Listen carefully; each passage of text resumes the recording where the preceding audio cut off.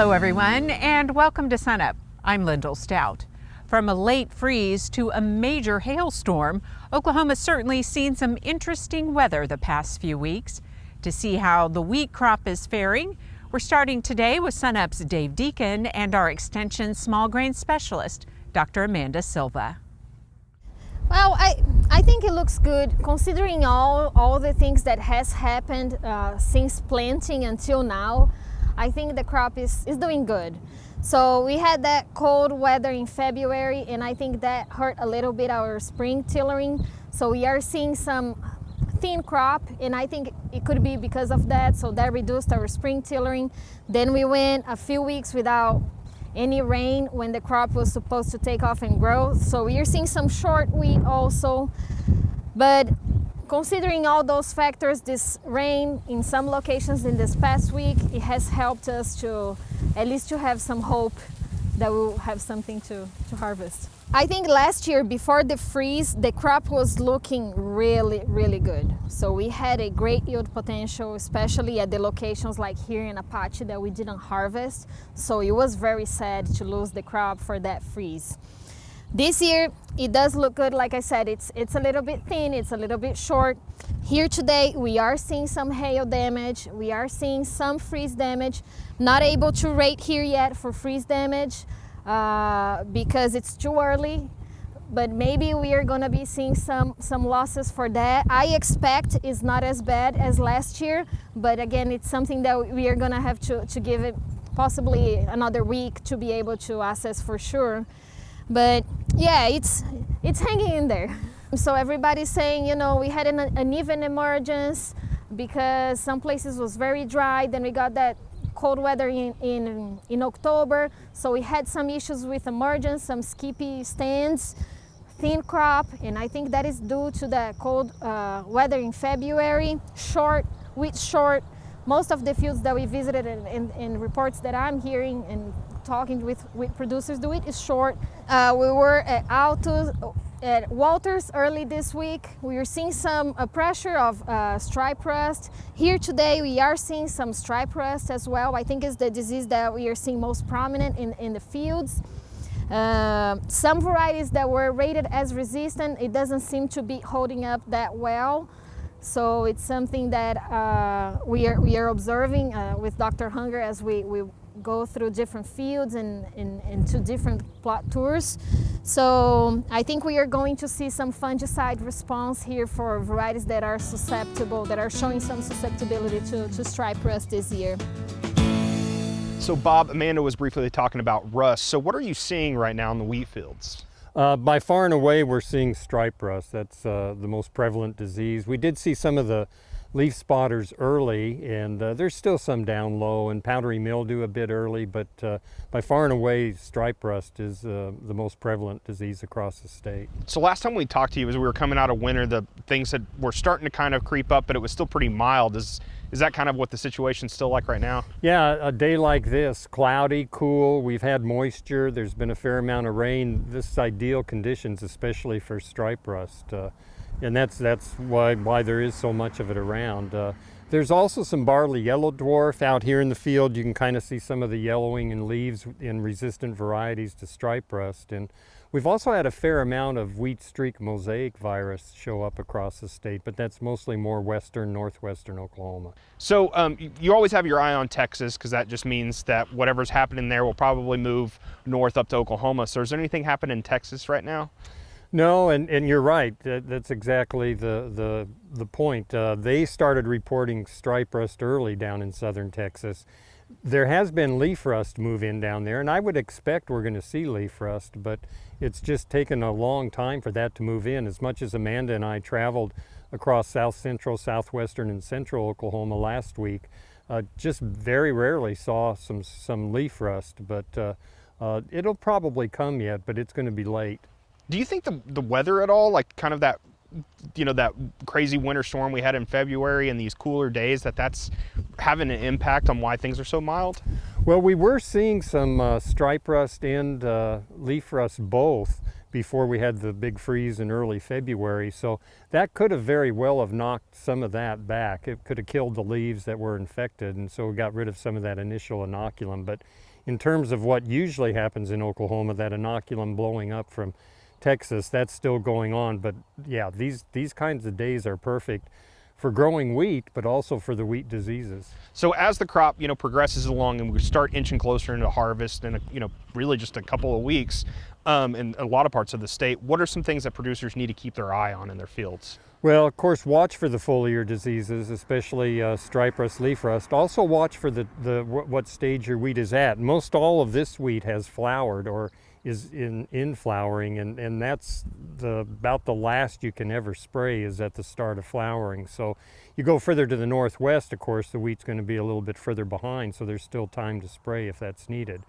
There's also, you're going to be watching for those viruses, barley yellow dwarf and wheat streak mosaic, although there's not much you can do about them now. It's a little too late for that. Alrighty, thanks, Bob. Bob Hunger, Extension Wheat Pathologist here at Oklahoma State University.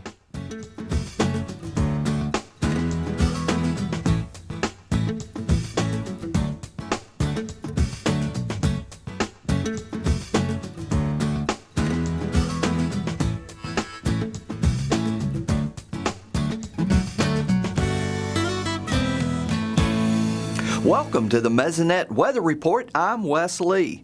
One of the best ways to determine weather changes is to compare it to a long-term average. This long-term average is for a certain defined period of time.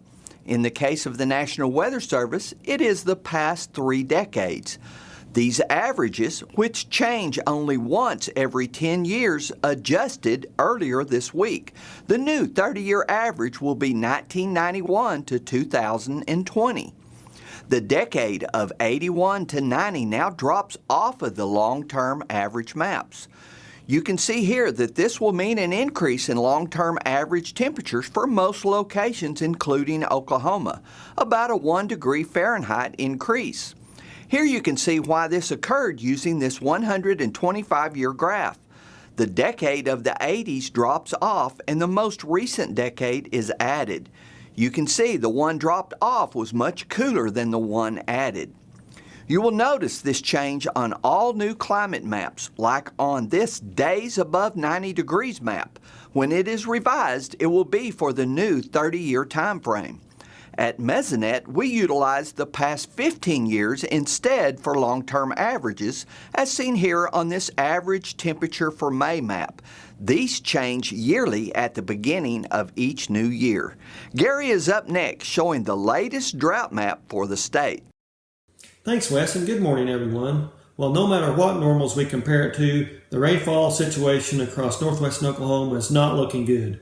Let's take a look at that newest drought monitor map and then the last 30 days of rainfall. Well, the first thing we notice is that in south central Oklahoma, we did have some improvements. We got rid of a lot of that moderate drought and some of the abnormally dry conditions from down in that region. We still have the large area of abnormally dry conditions and drought across the western half of the state. So we did prevent a little bit more drought from appearing with that rain that did fall this past week. But across western Oklahoma, if we don't get rainfall soon, we're going to see that drought start to expand quite rapidly. Let's take that 30-day rainfall map from the Mesonet. As you can see, the northwestern quarter or so of the state, generally less than an inch of rainfall. Then we go from 1 to 3 inches as we get into the I-44 corridor area. And then southeast of that, we have 4 to 10 inches of rainfall. So lots of generous rains there. Really no worries about drought much anymore, except down in just a little bit of a section there in south central Oklahoma, one in southeastern Oklahoma that had about 5 inches of rainfall, 2 to 5 inches of rainfall in a small area. That's where we see that remaining drought down there. We can further emphasize that problem out in far western Oklahoma with the consecutive days with less than a quarter inch of rainfall. We're now over 40 days for much of that region, also the far western panhandle. But even those cases where we did get greater than a quarter inch of rain in a day, it's not really much more than that, as we saw from the 30-day rainfall map.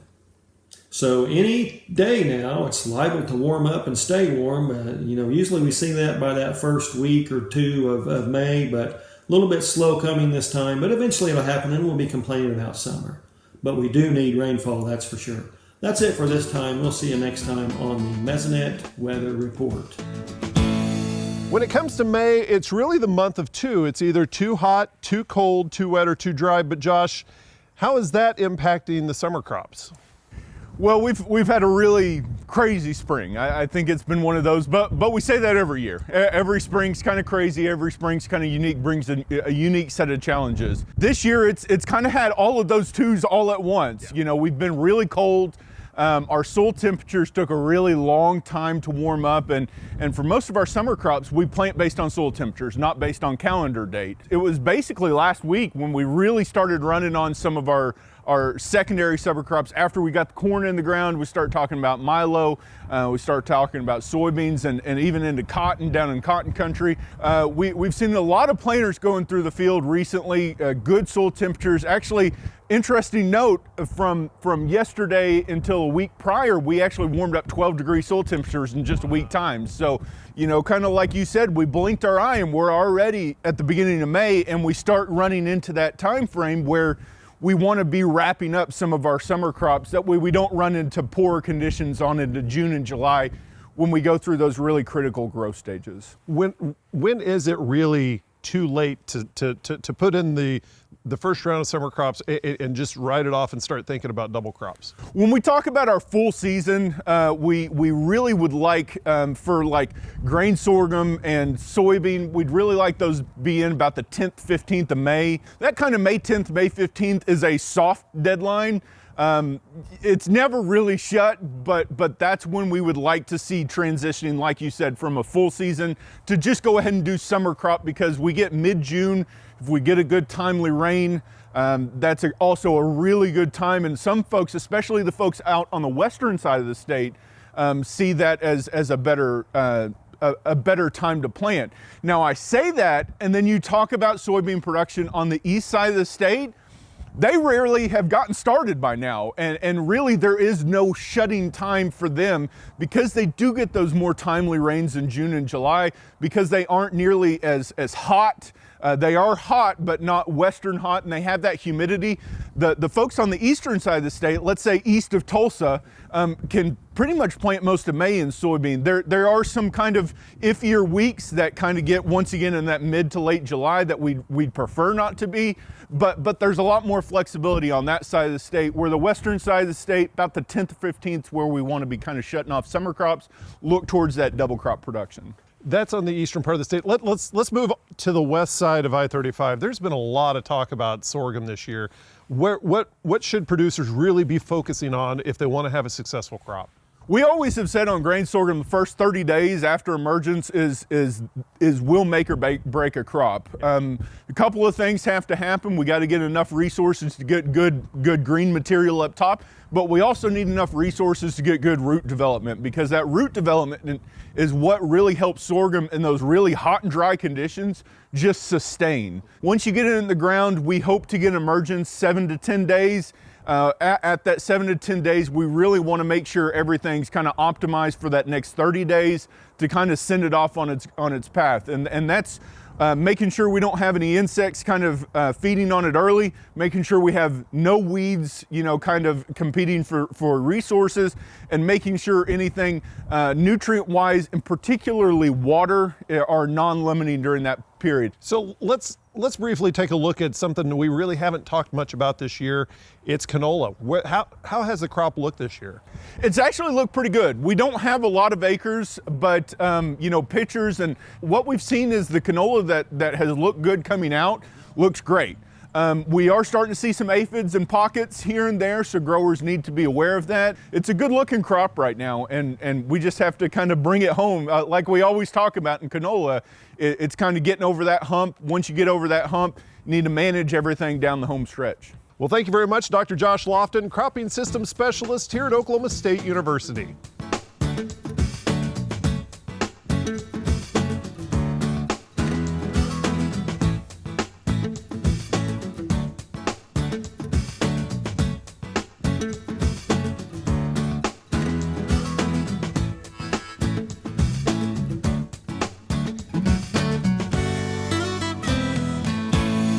Good morning, Oklahoma. Welcome to Cow-Calf Corner again this week.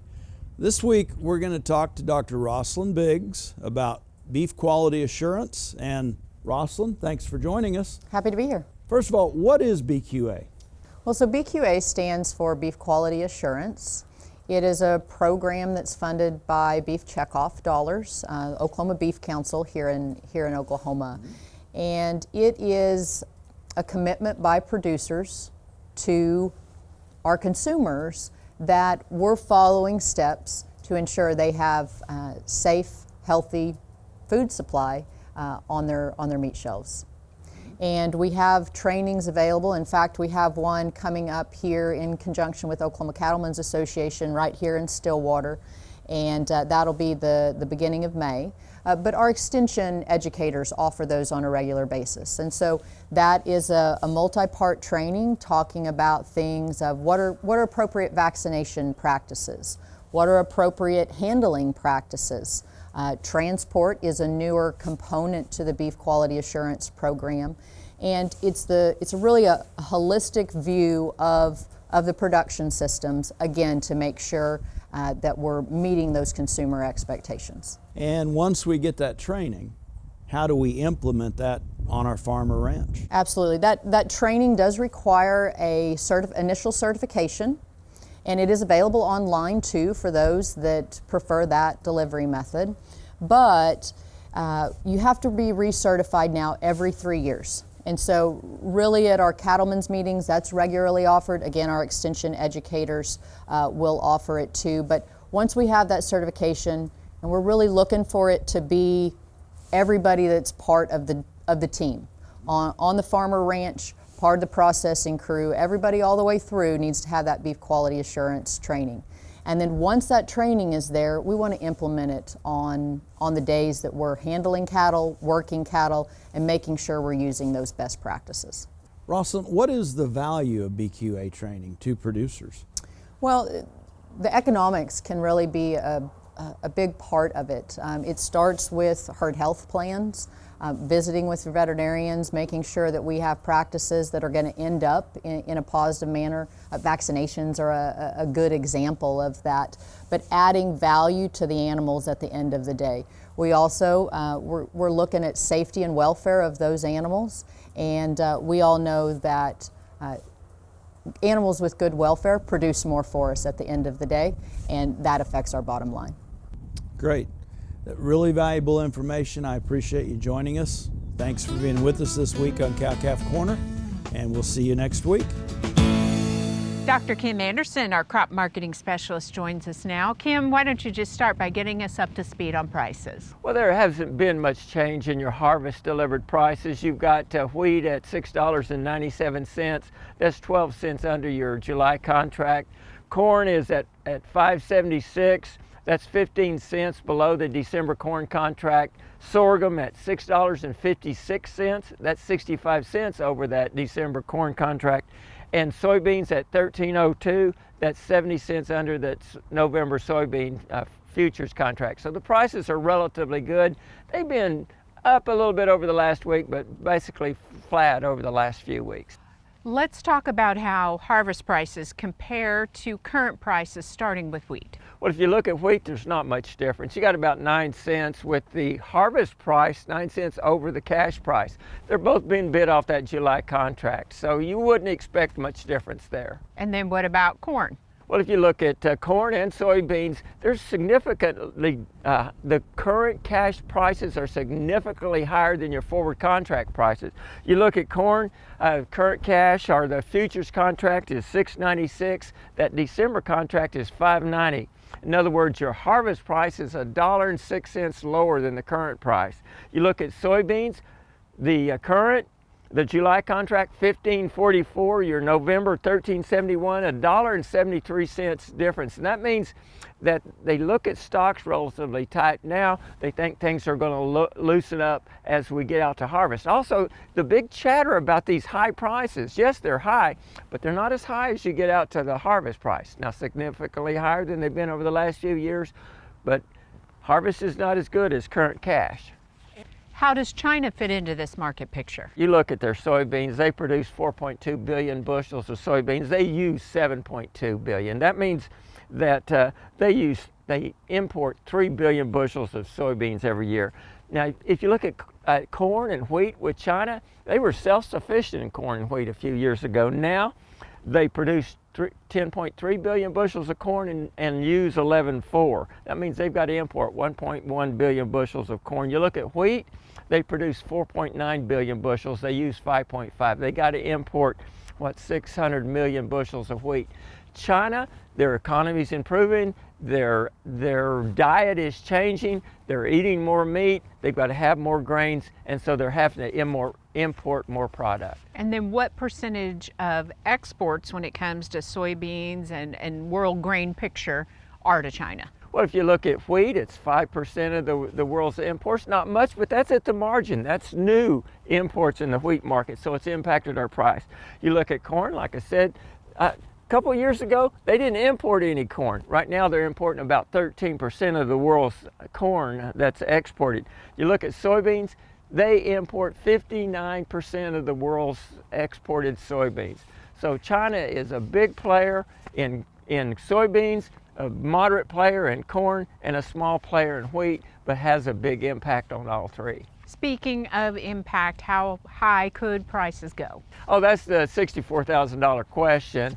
And most analysts are saying that prices could go on up, but if you look at the supply and demand situation and at what we're expected in production, prices are probably near their top. So could they go higher? Yes, we're in a weather market. Something happens with the weather and we lose corn or soybeans anywhere, prices are going to go higher. The same with wheat. But right now, given the current situation, they should stabilize, maybe even go down a little bit. And should producers take advantage of current prices? Well, that's a question that each producer has to individually answer. However, if I hadn't taken advantage of any of these prices, I believe I'd be taking some. Okay, Kim, thanks a lot. We will see you next week. We're talking horses now with our extension equine specialist, Kris Hiney. And Kris, a topic that's not often discussed with horse owners, but something they need to be concerned with is weight in their horses. Yeah, so most owners always think about, a thin horse as something that we recognize pretty readily and something we don't want as sort of a welfare concern. But obese horses or fat horses actually can be as big of a problem, and a lot of horse owners let that creep up on them without actually realizing it's a big problem. So what are some problems that can occur with an obese horse? So for a normal, kind of healthy obese horse, it's going to be a lot harder for them to thermoregulate or keep themselves cool. So if you're exercising them, it's going to be really hard on them. And if they're overweight, that's a lot of wear and tear on their joints. And so you can really decrease the longevity of how long that horse is useful, even with a normal, healthy, overweight horse. However, we have another category of horses. As they get obese, it almost is like type 2 diabetes in people. They get what we call equine metabolic syndrome or insulin dysregulation. For these obese horses, this time of year with all of this lush spring grass can be a really big problem for them and can be really harmful for them. Why is that? So essentially, the sugar content of spring grass is a lot higher. And so what happens is these horses develop what we call hyperinsulinemia, where essentially when they're eating that grass, the insulin goes up in their bloodstream. And we know insulin can have effects on the horse's feet and can cause some really painful conditions, essentially laminitis in the horse. Well, in regards to like when this typically occurs, is this something you see for both conditions, just overweight and for that hypermetabolic situation? Yeah, definitely. So like right now when the grass is really, really lush and growing fast, it has a lot of calories in it. And so even what we call our normal healthy horse can gain weight pretty rapidly this time of year if they're left to eat as much as they want. And so they'll gain weight more quickly. But again, for these horses that have this other issue, this can be an extremely sensitive time of year for them and create a lot of painful feet. Is this something that you typically see with older horses, or can it occur within, those horses around the 2 to 3 year age? Typically, no, we don't see it in a younger horse. This is kind of more of a middle-aged horse issue. So when your horses are past 10 into their early teens, that's when we typically start to see more of this metabolic issue. But if you really had a horse that was really susceptible, it's possible you could see it a little earlier, but typically it's a little bit later in life. Well, now shifting to management, first off, let's talk about some things that they can, like horse owners can do to, monitor the situation before it gets out of control? And then secondly, what can they do to, fix that if they are in that situation? Sure. So taking weight off of horses can be a challenge, I'm not going to lie. So certainly, like, again, this time of year, what we want to do is limit the amount of time that they're out on pasture, because pasture has so much extra calories, okay? So great to put weight on a horse, but again, we have to monitor and not let them overdo it. So if we're trying to limit them, we're going to try to limit the time they're grazing, put them in dry lots. Some people will use grazing muzzles on them so that the horse can only take little bites of food at a time to really reduce the amount of intake they have. However, I will say horses, and ponies especially, when you turn them out on grass and they know that you're going to take them back in right away, they simply eat faster. So you do have to kind of account for their behavior. And again, they're going to do everything they can to actually try to get some of this yummy good grass. Does exercise play a role in that as well? Absolutely. So our current horses are often under-exercised and overfed. And so if we're working with our horses and using them on a regular basis, then it's not as big of an issue because we're going to keep them a little bit leaner. But again, sedentary lifestyle and unlimited buffet, kind of a problem for them. So if you have an overweight horse, absolutely increase the amount of exercise. That's going to help with them. With some of these other horses we talked about, if their feet are painful, obviously we can't exercise them until they're feeling a little better. Alrighty, thanks, Kris. If you'd like some information that Kris talked about, go to our website, sunup.okstate.edu. That'll do it for us this week. Remember, you can find us anytime at sunup.okstate.edu and also follow us on YouTube and social media. I'm Lyndall Stout. Have a great week, everyone, and remember, Oklahoma agriculture starts at sunup.